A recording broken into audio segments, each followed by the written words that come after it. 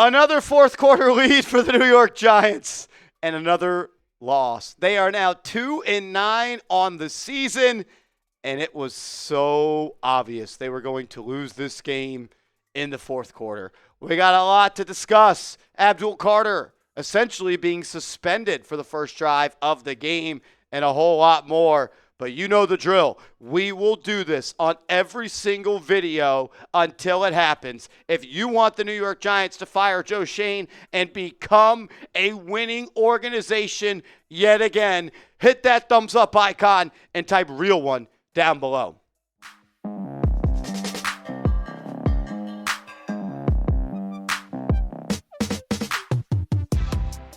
This is New York Giants Now by Chat Sports. I am your host, Marshall Green.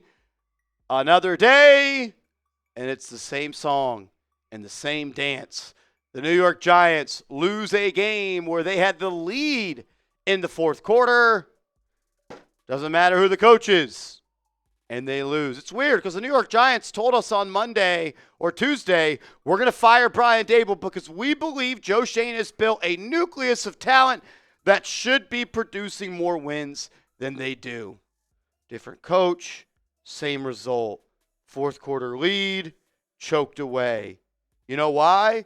Because the biggest problem with the New York Giants, maybe not the biggest, but it's Joe Schoen.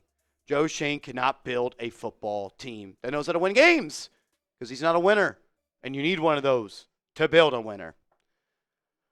Look, I mean, the numbers suggest the Giants should have won this game. You had 336 yards compared to their 296. You were good on third down. You had the ball for more than half the game.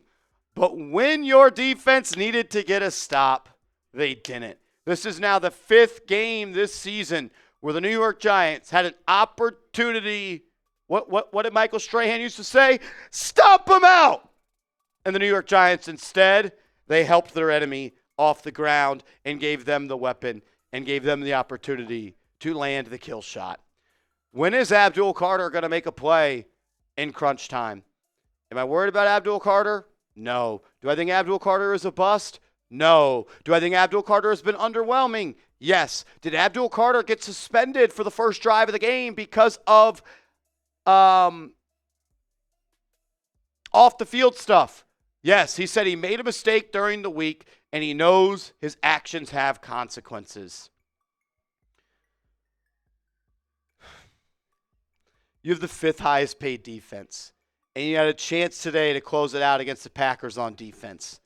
And you did not do it. You had a chance against the Cowboys to close it out on defense. And you did not do it. You had a chance against the Bears to close it out on defense. And you did not do it. You had a chance against the Broncos on defense to close it out, and you did not do it. 5 times you had a fourth quarter lead this year, and you did not do it. And what's crazy is you have the defensive player of the year on your team. 2 more sacks for Brian Burns, 4 more quarterback hits, 2 more tackles for loss. If only anyone could join him. I actually thought Dexter Lawrence played his best game of the season. 4 pressures for him, but once again, 0 sacks as well. I'm not sure what the snaps number is exactly, but there is that. Deonte Banks, again, was lousy in run defense. No effort, no will to win, not trying to get anyone on the ground. They ran at him multiple times, and they ran for big yards at him multiple times. Dane Belton gets called for a pass interference near the end zone.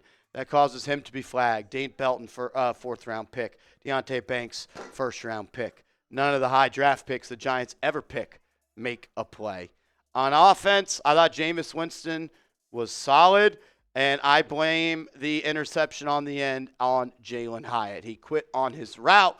Winston threw it like it was going to be a hard cut, flatlined out to the pylon, and Jalin Hyatt rounded it, sat it down, quit on the route because he didn't think he was going to get the football. If the New York Giants were committed to winning, they would cut Jalin Hyatt and Deonte Banks immediately after the game, but they care more about social media pushback, which there would be none because everyone with the brain knows the Giants would be better off if they cut Jalin Hyatt and if they cut Deontay Banks. You know how I know they'd be better without Jalin Hyatt? Because the guy they picked up off the street on Wednesday was their leading receiver. 5 receptions for 57 yards in Isaiah Hodgins.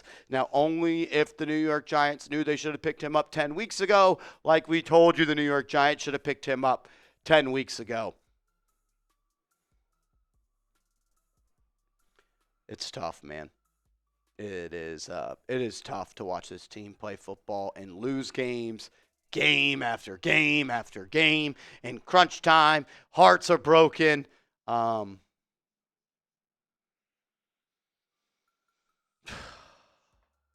Very frustrating. Man, I thought you ran the ball well. And look, I'm not going to get up here and sing moral victories because you're 2-9 and you're the best losers in the NBA, NFL. You have the second pick in the NFL draft.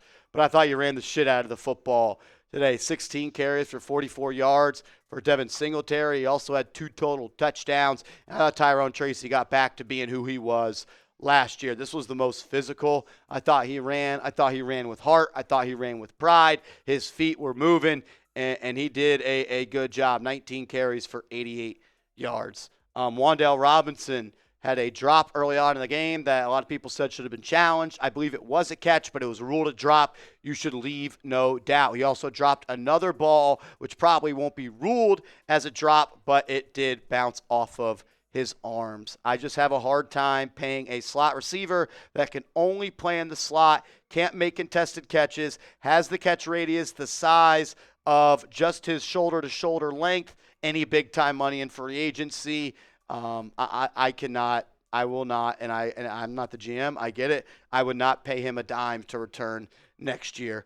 He takes up a spot of someone that should be an impact player, and I just don't think he is an impact player. I thought Theo Johnson, despite 3 catches for 36 yards, has one of his best days. A lot of contested catches, got north and south, ran hard with the football in his hands, but it was not enough. You might have won this game if Jackson Dart played, but he didn't. You can get his jersey today, chatsports.com/dart, chatsports.com/dart.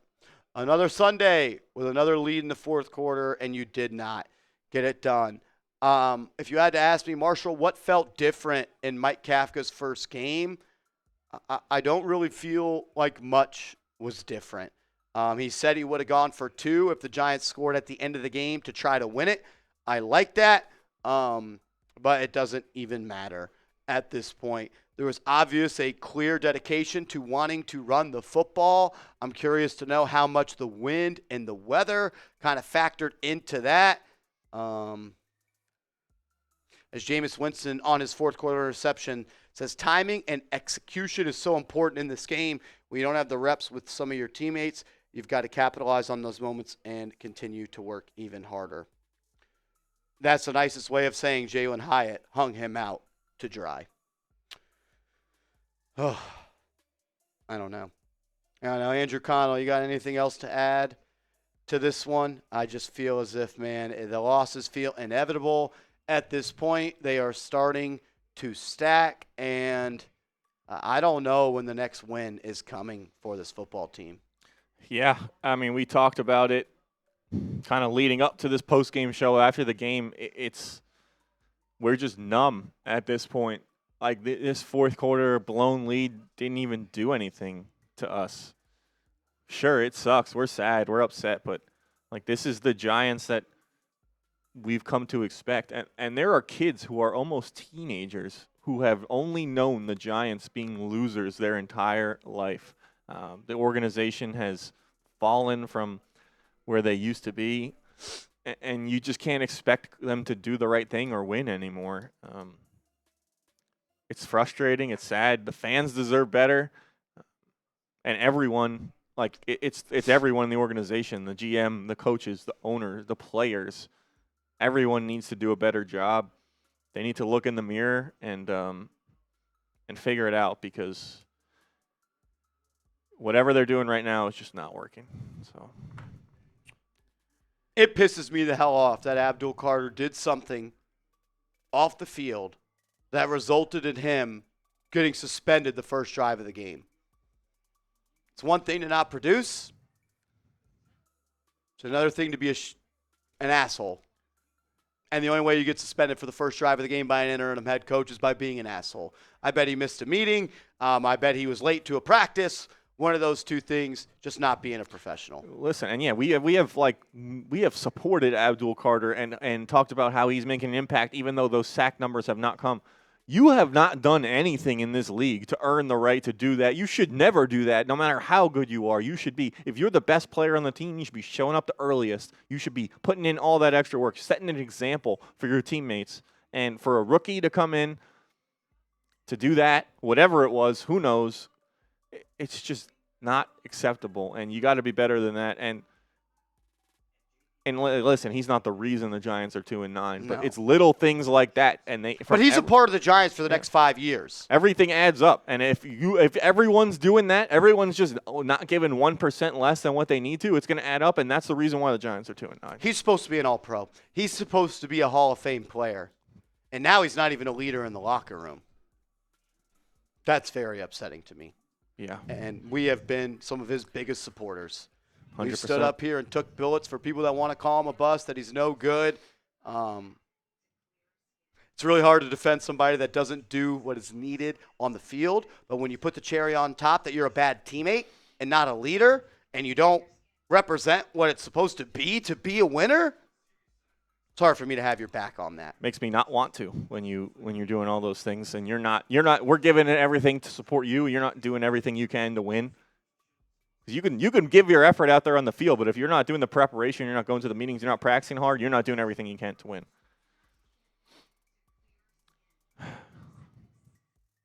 Another game, another loss, one that comes with a lead once again in the fourth quarter. Appreciate you guys for tuning in. Appreciate you guys continuing to hang out with us on game day. I promise it's not easy, and you guys deserve better. You're the best fans in the world. You deserve a football team that's committed to winning. And right now, you do not have a team that's committed to winning. Make sure you are following me on social media. I'm on Twitter. I'm on Instagram @MarshallGreen_.